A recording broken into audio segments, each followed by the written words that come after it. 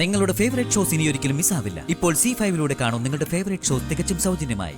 സമയം ഒത്തുവരുന്നവരെ കാര്യങ്ങൾ ഈ രീതിയിൽ തന്നെ പോട്ടെ. അവളുടെ മനസ്സൊന്ന് മാറ്റിയെടുക്കണം. സ്റ്റേഷനിൽ കൊടുത്ത ആക്സിഡന്റ് കേസ് പിൻവലിപ്പിക്കണം. ഹലോ ജഗൻ,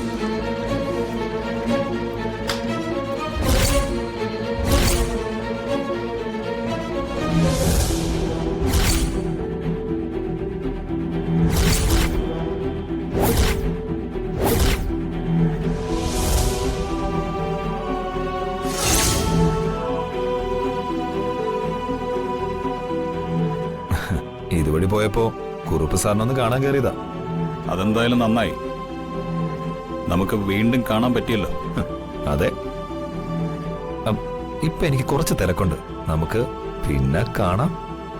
കാണണം, കണ്ടേ തീരൂ.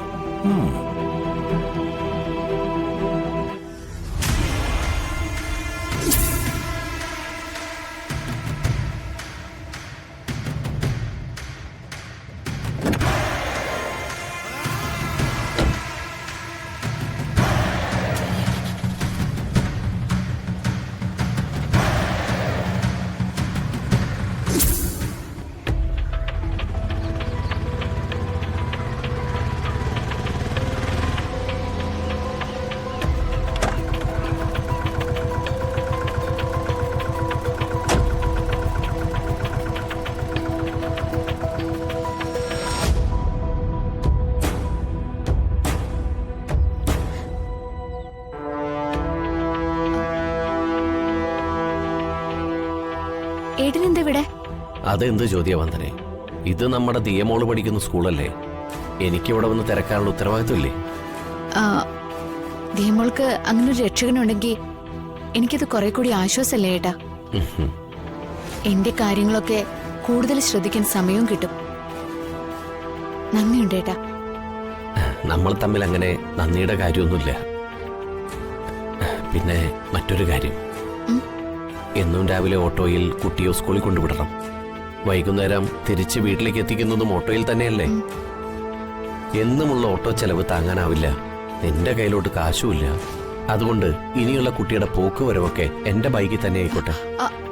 അതിന്റെ ചെലവൊക്കെ ഞാൻ വഹിച്ചോളാം. അയ്യോ, അതൊന്നും വേണ്ട ഏട്ടാ. അതിനുള്ള കാശൊക്കെ എന്റെ കയ്യിലുണ്ട്. അതൊക്കെ നിന്റെ കയ്യിൽ തന്നെ ഇരിക്കട്ടെ. വേറെ ആവശ്യങ്ങളൊക്കെ വരുമല്ലോ.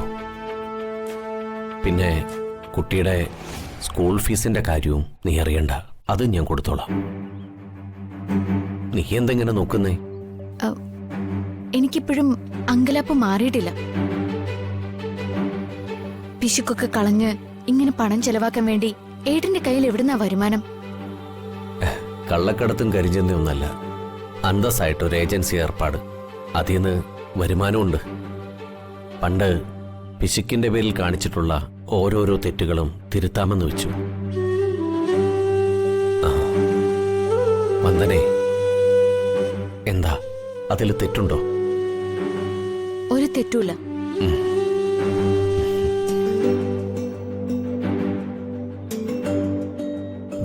മോള് ഇതായിരിക്കുന്നു, വിളിച്ചിട്ട് വാ. ചെല്ല്.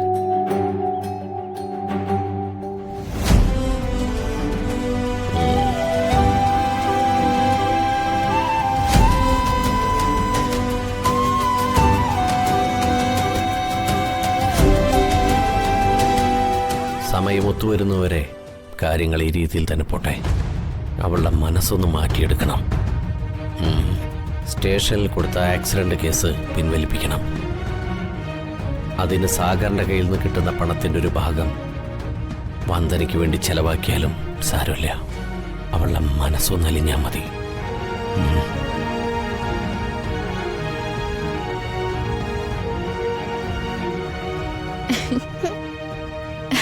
നമുക്ക് പോവാം.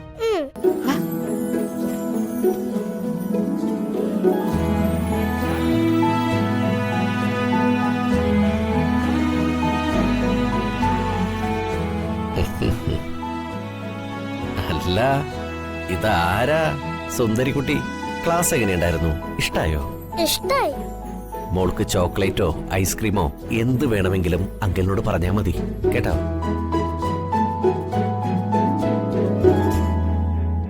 നമുക്ക് വീട്ടിൽ പോണ്ടേ? വാ.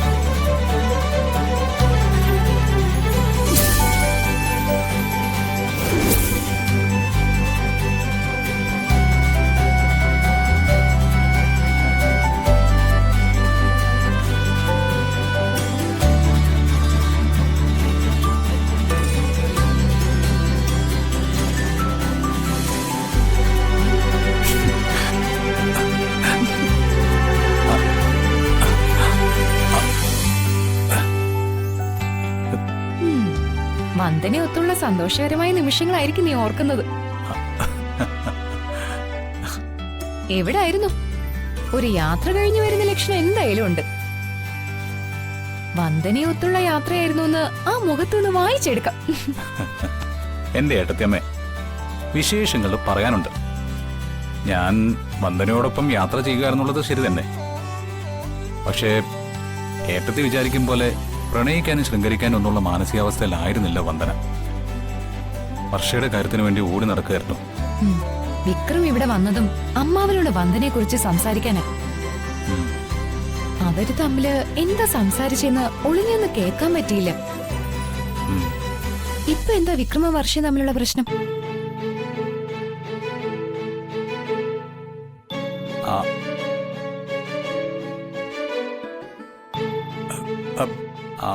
ഏട്ടത്തി, പാർട്ടിയിൽ ആഭ്യന്തര പ്രശ്നം ഉണ്ടാവുമ്പോ അച്ഛൻ ഇങ്ങനെ തിരിഞ്ഞു മറിഞ്ഞു കളിച്ചാ മതിയോ? എനിക്ക് രാഷ്ട്രീയ കാര്യങ്ങളൊന്നും കേൾക്കാൻ സമയമില്ല. അടുക്കളയിലാണെങ്കിൽ പിടിപ്പത് പണിയുണ്ട്. ദേ, അമ്മ വന്നല്ല. രാഷ്ട്രീയ കാര്യങ്ങളൊക്കെ അമ്മയ്ക്ക് നല്ല പിടിയാ.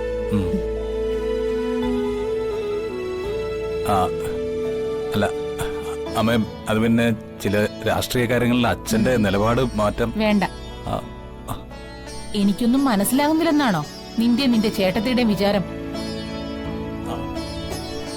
വിദ്യയുമായി രാഷ്ട്രീയ കാര്യം പറയാൻ അവളാരാ? പാർട്ടിയുടെ വനിതാ സെക്രട്ടറിയോ? ദേ മോനെ, മാധവൻ നായരുടെ കുടുംബവുമായി നീ സഹകരിക്കുന്നതിൽ എനിക്ക് യാതൊരു ഇഷ്ടക്കേടുമില്ല. പക്ഷെ വന്ദന, അവള് ജാതകദോഷമുള്ള പെണ്ണ. ഡൗൺലോഡ് ചെയ്യൂ C5 ആപ്പ്. കാണൂ എല്ലാ എപ്പിസോഡുകളും സൗജന്യമായി.